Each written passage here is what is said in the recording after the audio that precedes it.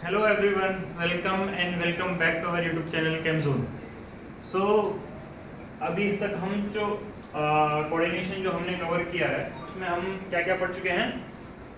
Introduction, then हमने density, then types of ligand वगैरह, हमने माइक्रोसाइक्लिक, फ्लेक्स आइडेंटिटी सब हम पढ़ चुके हैं. ठीक है, आज अपन पढ़ने वाले हैं वेरी इंपॉर्टेंट टॉपिक जो कि है हमारा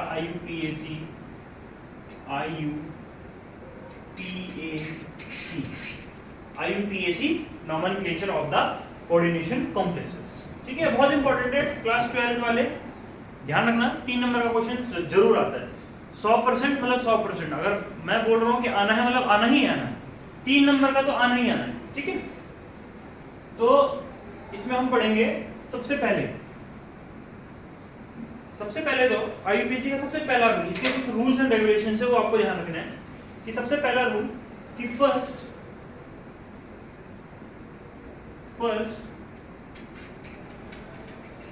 cation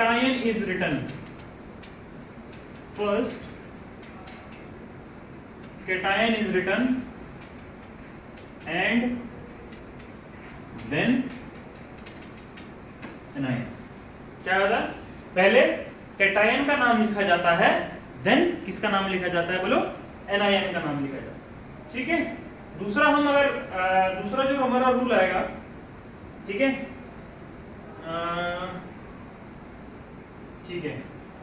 number of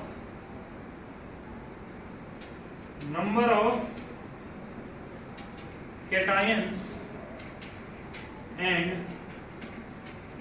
anions are not written. उसका मार्क आएगा कोई सही सोचना वाला. ये वाइट, ये वाला. ठीक है, number of cations and anions are not written. ध्यान रखना, जो भी लोग मेरी ये वीडियो देख रहे हैं, ये जो IUPAC नॉमेनक्लेचर में आपको रूल्स एंड रेगुलेशन लिखाने वाला हूं ना, ये आपको किसी बुक में नहीं मिलेंगे. ये एकदम एक्सक्लूसिव है, अकेले पे ली गई, एकदम एक्सक्लूसिव है. ये आपको कहीं नहीं मिलेंगे. और इससे आसान कोई अगर लिख के बता दे तो मैं मान जाऊंगा, ये मेरी गारंटी है. ठीक है, तो थोड़ा सा एक बार जो आपको पढ़ा रहा है उस पर एक बार भरोसा करो. ठीक है, देन थर्ड रूल आएगा आपका कि फॉर काउंटर आयंस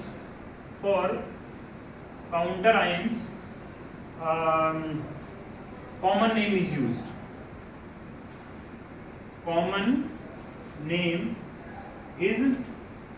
जैसे हमने लिखा था ना कि हमने जैसे एग्जांपल लिखा था ये K4FeCN6, ये हम एग्जांपल लिखा था. तो ये काउंटर आयन है ना, इसके लिए हम जैसे हमने बोला था कि लिगेंड के नाम के आगे हम O लगा देते हैं, है ना, क्लोराइडो. तो लेकिन अगर वो लिगेंड, अगर वो एटम हमारे पास एज अ काउंटर आयन होगा, उसके आगे हम कोई ऐड नहीं करेंगे. उसको जो कॉमन नेम होता है हम उसको एज इट लिखेंगे. जैसे ये है, इसका हम क्या लिखेंगे? सीधा पोटेशियम लिखेंगे. इसके आगे कोई ना तो सफिक्स ऐड करेंगे ना प्रीफिक्स ऐड करेंगे. ठीक है, तो क्या for counter ions common name is used. ठीक है, is used as in simple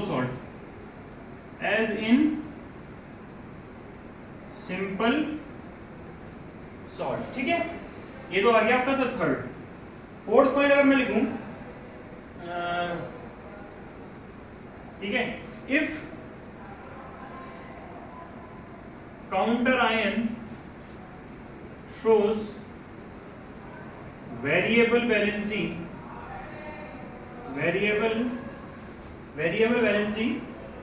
it should be written in bracket. ठीक है, it should be written in bracket. ठीक है, अगर काउंटर आयन हमारे पास, और counter ion variable valency show करता है, तो उसको हम क्या लिखेंगे? बोलो, ब्रैकेट में लिखेंगे, जैसे हम आगे फर्दर करने वाले हैं. अभी ध्यान से देखो. ठीक है, ये आ गया आपका चौथा पॉइंट. ठीक है, पांचवा पॉइंट आएगा आपका, बोलो क्या? If H positive, if H positive ions are counter ions. मैं वापस से रिपीट कर रहा हूं, जो मैं आपको ये लिखाने वाला हूं, यहाँ कोई नहीं लिखाएगा. ठीक है। If H positive ions are counter ions then क्या होगा बोलो, those are named but central metal with बोलो क्या, इक एसिड।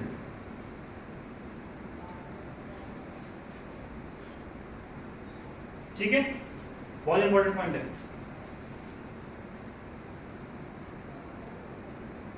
टीबीआर ध्यान में सबको, टू बी रिमेंबर, अगर H पॉजिटिव आयन जो होता है अगर वो एज अ काउंटर आयन होता है तो उसको हम H पॉजिटिव आयन में हम लिख देंगे, हाइड्रोजन नहीं लिखेंगे, आयंस को नहीं लिखेंगे ना, बल्कि हमारे पास जो सेंट्रल मेटल एटम होगा उसमें हम क्या ऐड कर देंगे, इक एसिड यूज कर देंगे। जैसे अगर मेरे पास सेंट्रल एटम अगर Ag होता है, इसको क्या लिखेंगे बोलो, सिल्वरिक नहीं, क्या बोलेंगे सर, अर्जेंटिक। ठीक है, कोई सिल्वरिक मत लिख देना, सिल्वरिक तो उसका नाम होता है, लेकिन उसका जो केमिकल नेम होता है क्या होता है, अर्जेंटम होता है। ठीक है, तो अर्जेंटिक एसिड। ठीक है, Au क्या लिखेंगे, गोल्डिक एसिड नहीं सर, गोल्डिक नहीं, क्या लिखेंगे, ऑरिक एसिड। क्या लिखेंगे, ऑरिक एसिड। ठीक है, अगर मैं बात करूं Cr तो क्या लिखेंगे, क्रोमिक एसिड। ठीक है, क्या लिखेंगे, क्रोमिक एसिड। अगर मैं बात करूं Pt तो उसको क्या लिखेंगे हम, प्लेटिनिक एसिड। क्या लिखेंगे, प्लेटिनिक एसिड।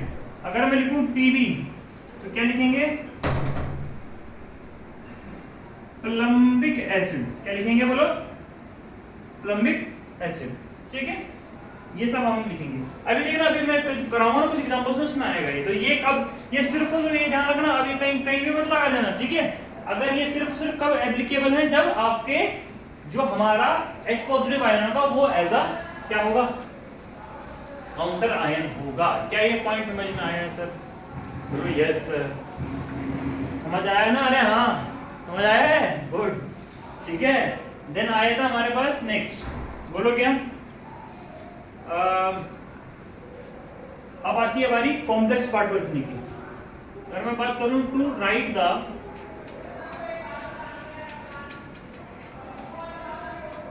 कॉम्प्लेक्स पार्ट, सबसे पहले क्या लिखा था, first ligands are written,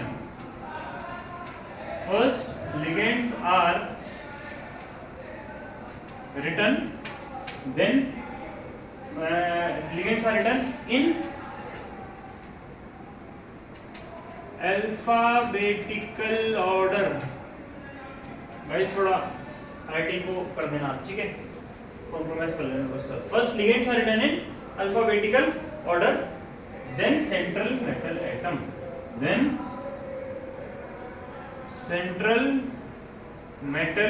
atom, पहले क्या लिखा जाता है, हमेशा लिगेंड्स के नाम लिखे जाते हैं, और वो भी किसमें बोलो, अल्फाबेटिकल ऑर्डर में लिखे जाते हैं। ठीक है, देन उसके बाद हमारा लिखा जाता है आपका क्या, सेंट्रल मेटल एटम लिखा जाता है। ठीक है, central metal atom with oxidation state, ठीक है, with oxidation state in brackets. ठीक है, किसमें लिखी जाती है बोलो, ब्रैकेट्स में, और वो भी किसमें, रोमन में। किसमें, रोमन में। जैसे मैं बोलूं कि मेरे पास Mn था, Mn की कितनी वैलेंसी थी, 3 थी, तो मैं ऐसे लिखूंगा इसको। ठीक है, Mn3 ब्रैकेट में। ठीक है, ये आपका हो गया। अच्छा, अगर लिगेंड ऐसे होते हैं, ठीक है, तो उसमें लिख देंगे मोनो, डाई, ट्राई, टेट्रा, पेंटा, एक्सेट्रा। ठीक है, वो सब तो कॉमन है। अगर एक लिगेंड होता है, जैसे 2 क्लोरीन है तो क्या लिखेंगे, डाई क्लोरो। अगर 3 है तो ट्राई क्लोरो, 4 है तो टेट्रा, 5 है तो पेंटा, 6 है तो हेक्सा। ठीक है, नेक्स्ट आता है, नेक्स्ट पॉइंट आपका इंपॉर्टेंट पॉइंट है। ठीक है, इफ कॉम्प्लेक्स पार्ट, अगर कॉम्प्लेक्स जो मेरा पार्ट है, अगर वो कॉम्प्लेक्स पार्ट है जो, वो कैसा है बोलो, कैटायनिक है। कैसा है, कैटायनिक है या फिर न्यूट्रल है। ठीक है, जैसे मैं बात करूँ ना कि मैंने एग्जांपल लिया, मैंने कोई MnCN6 4 नेगेटिव, तो ये कैसा है, एनायनिक है। लेकिन अगर मैं लूँ NiCO4 2 पॉजिटिव, तो ये कॉम्प्लेक्स पार्ट कैसा है, कैटायनिक है। या अगर मैं लूँ कि MnH2O6, तो कोई चार्ज नहीं है, मतलब ये कैसा है, न्यूट्रल है। तो अगर कॉम्प्लेक्स पार्ट जो होता है वो क्या होता है बोलो, कैटायनिक या फिर न्यूट्रल होता है, ठीक है। तो क्या लिखेंगे हम, कॉमन नेम इज यूज्ड, समझ आ रहा है, कॉमन नेम इज यूज्ड किसका, ऑफ सेंट्रल मेटल एटम, समझ आया क्या होता है, सेंट्रल मेटल का भी बताऊंगा क्या है। लेकिन अगर कॉम्प्लेक्स पार्ट क्या है बोलो, एनायनिक है, अगर क्या है, अगर कॉम्प्लेक्स पार्ट हमारा एनायनिक है, ठीक है, तो जो सेंट्रल मेटल एटम है एंडेड विद ATE, जो सेंट्रल मेटल एटम होगा वो हमारा क्या होगा बोलो, उसके साथ हम ATE लगा देंगे। जैसे मैं बात करूं कैटायनिक वाले की, तो मैं इसका अगर नाम लिखना चाहूं तो मैं कैसे लिखूंगा बोलो, कितने कितने कितने हैं बोलो, कार्बोनाइल कितने हैं, न्यूट्रल लिगेंड है ना। तो अब ये ध्यान रखो कि ये जो लिगेंड है, अब मैंने इससे पहले लेक्चर में लिगेंड्स करवाए थे कि सर कौन से मोनोडेंटेट होते हैं, कौन से न्यूट्रल होते हैं, कौन से एनायनिक होते हैं, समझ आया। तो उसके बेसिस पे अगर मैं बोलूं कार्बोनाइल, इसका एक ऐसा होता है न्यूट्रल लिगेंड होता है, और ये कितने हैं, 4 हैं, तो क्या आएगा, टेट्रा कार्बोनाइल। और ये कैसा है सर, कैटायनिक है। तो क्या है, नाम क्या है निकिल का, जो उसका कॉमन नेम होता है, जो कि क्या होता है, निकिल होता है। तो टेट्रा कार्बोनाइल निकिल, और ब्रैकेट में क्या आ जाएगी इसकी, ऑक्सीडेशन स्टेट +2, समझ आया। तो इसका नाम क्या हो जाएगा बोलो, टेट्रा कार्बोनाइल निकिल 2, समझ आया। लास्ट में अरे करंट है, ठीक है गाइस, ये करंट पता है आपको, ये करंट क्यों आता है, चलो जब बात आई गई है तो जैसे मैंने यहाँ पे टच किया ना तो मेरे को एकदम से झटका लगा।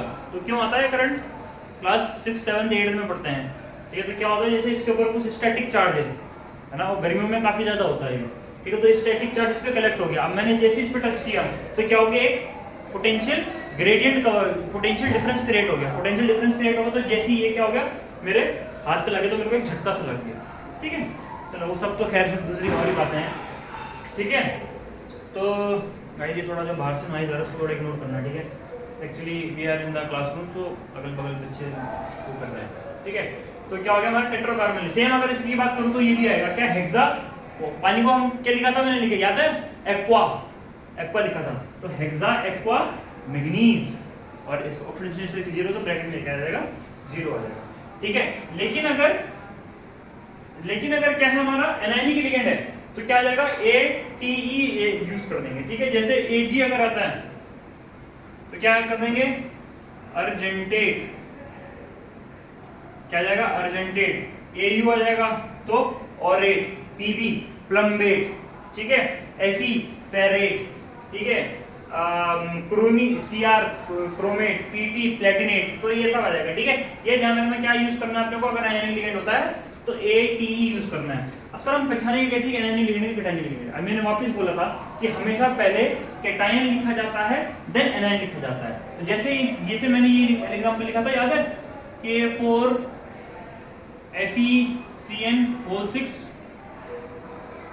4 नेगेटिव, कुछ ऐसे ही था, हाँ मतलब ये था। तो ये देखो ये क्या है, कैटायनिक है, इस पे क्या था, 4 नेगेटिव था, तो ये क्या है, कैटायनिक पार्ट है। तो हमेशा पहले क्या लिखा, कैटायनिक पार्ट लिखते हैं, ठीक है। तो ये हो गया इसमें, ठीक है। एक और इसमें पॉइंट ऐड कर देना कि कैटायनिक जो पार्ट होता है वो कहाँ लिखा जाता है बोलो, लेफ्ट में, और जो एनायनिक होता है वो कहाँ लिखा जाता है बोलो, राइट में, ठीक है। क्या ये पॉइंट समझ आया आप लोगों को। तो ये थे हमारे सारे के सारे IUPAC नॉमेनक्लेचर के IUPAC नोमेनक्लेचर के सारे पॉइंट्स। तो ये है एकदम बेसिक और से बेसिक से लेकर के एडवांस तक, कि अगर ये आपको पता है तो आपके सारे के सारे IUPAC नोमेनक्लेचर बहुत इजीली हो जाएंगे। और ध्यान रखना ये बहुत इंपॉर्टेंट है, कोऑर्डिनेशन केमिस्ट्री को जानने के लिए IUPAC नोमेनक्लेचर जानना आपको बहुत ज्यादा जरूरी है। अब हम एक एग्जांपल करते हैं, ठीक है। मैं जैसे इसी का लिखते हैं अपन, ठीक है। जैसे एग्जांपल में K4 FeCN6, ठीक है। हम इसका IUPAC नोमेनक्लेचर लिखेंगे, ठीक है। अच्छा, पेपर में से क्वेश्चन कैसे आता है, दो तरीके से आता है। या तो वो स्ट्रक्चर दे देगा, स्ट्रक्चर से IUPAC बताओ, या वो IUPAC दे देगा, उसको बोलेगा इसका स्ट्रक्चर क्या होगा, ठीक है। तो बताओ, पहले याद आना, सबसे पहला पॉइंट क्या था, first cation is written and then anion is written. तो बोलो किसका। और याद है कि आपने सर बोला था, याद है आपको कि सर जब भी काउंटर आयंस होते हैं उन काउंटर आयंस के हम नंबर नहीं लिखते हैं।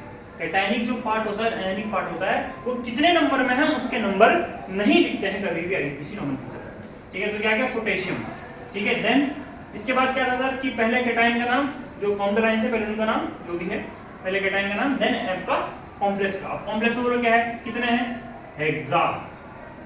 CN का याद है क्या था, मोल लिगेंड एंड बोलो क्या, हाँ वही जो तुम सोच रहे हो, क्या, एनायनिक लिगेंड, हेक्सा साइनो। अच्छा, ये करने से पहले इसका पहले स्टेप की आपकी जो सेंट्रल मेटल एटम है उसका ऑक्सीडेशन स्टेट निकालना है। तो ये 4 पॉजिटिव है, तो ये क्या होगा, ऑब्वियसली 4 नेगेटिव होगा। अगर मैं इसकी मानूं x माइनस CN का कितना होता है 1 इंटू x प्लस माइनस 1 होता है ना इसकी, into 6 equals to -4 x equals to +2। तो कितनी ऑक्सीडेशन स्टेट इसकी बोलो, +2। तो क्या पोटेशियम, हेक्सा, साइनो, क्या। अब बताओ, याद है मैंने क्या करा था। अब ये बताओ, जो मेरा कोऑर्डिनेशन कॉम्प्लेक्स है वो एनायनिक है कि कैटायनिक है कि न्यूट्रल है, बोलो सर क्या है, सर कैसा है, एनायनिक है। एनायनिक है तो सेंट्रल मेटल एटम के साथ हम क्या यूज करते हैं, ATE ऐड कर देते हैं, ठीक है।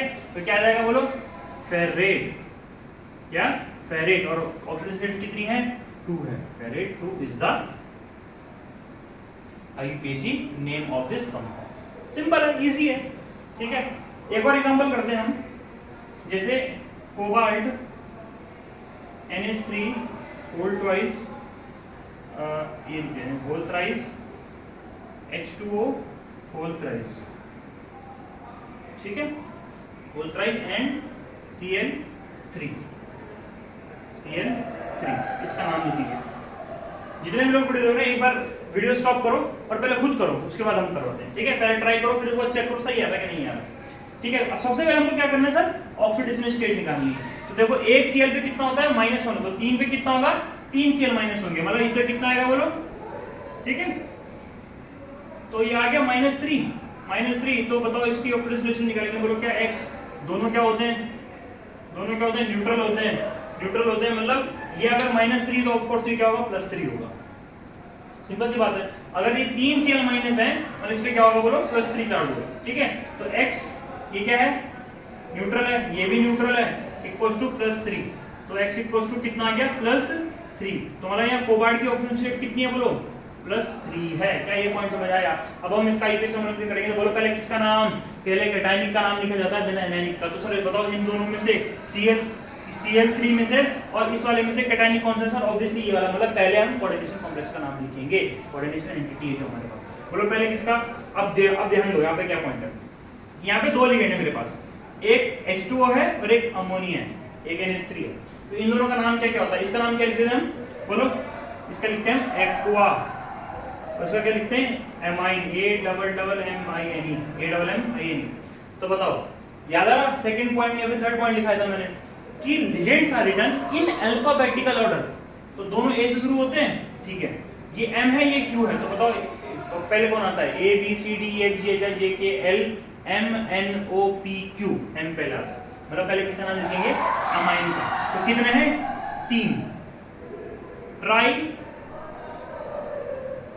एमाइन, कितने, ट्राई एक्वा, और देन क्या आएगा बोलो, कोबाल्ट, जब